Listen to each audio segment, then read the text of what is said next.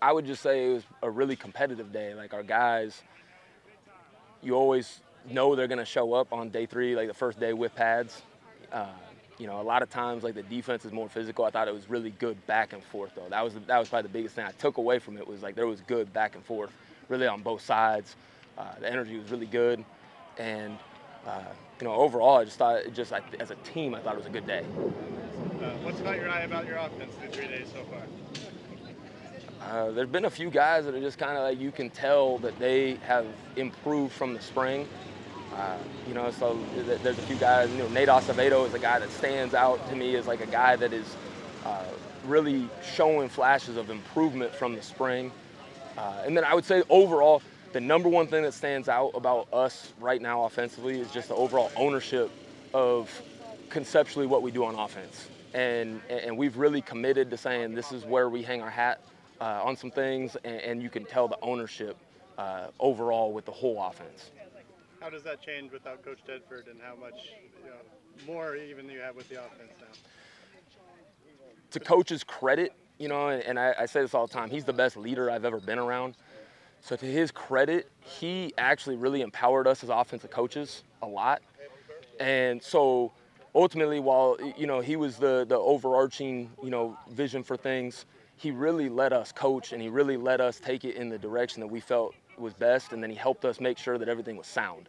And he was more almost like a checks and balances for us. So it doesn't really change. You know, I think the big thing for us is, you know, ultimately we don't want to change for the players. Like that's the benefit for the players, you know, with Coach Skipper is that we're not changing, you know, and again, but that's the coach's credit, you know, because he really empowered us already as coaches.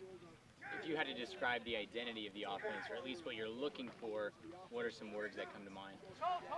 We say it all the time. We got to run the ball better to run it more, and we need to be more explosive in the pass game. You know, we were, I think we're like number 20 or 25. We were in the top 25 passing the ball in the country last year, but we were pretty low as far as yards per completion.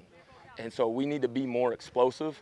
I think running the ball better is going to help us do that. So we've really put an emphasis, like we want to be a violent and downhill run game, and then ultimately that's going to help us throw the ball downfield a little bit better too. When you have a guy like Josiah Freeman, big frame like that, is that what you're thinking of? We need to get him the ball down the field? The best part about Josiah Freeman can do it all.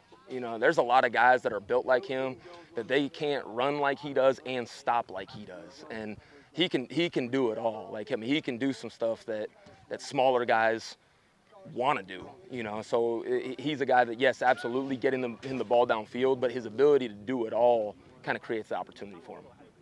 Moss feels like a veteran leader coming into this, but he is still so young. What have you seen from him? The maturity, the drastic maturity as a person is carrying over. And I say it to the group all the time that when your off the field stuff is in line, your on the field stuff probably in better line too. And he's a great example of that. I mean, he's just his maturity overall. It's pretty cool. I mean, you can call him and you have an adult conversation with him now.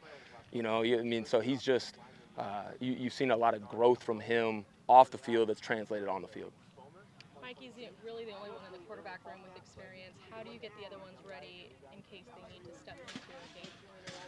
Mikey's overall ownership of the offense is so high that it kind of allows us to put those other quarterbacks in situations more.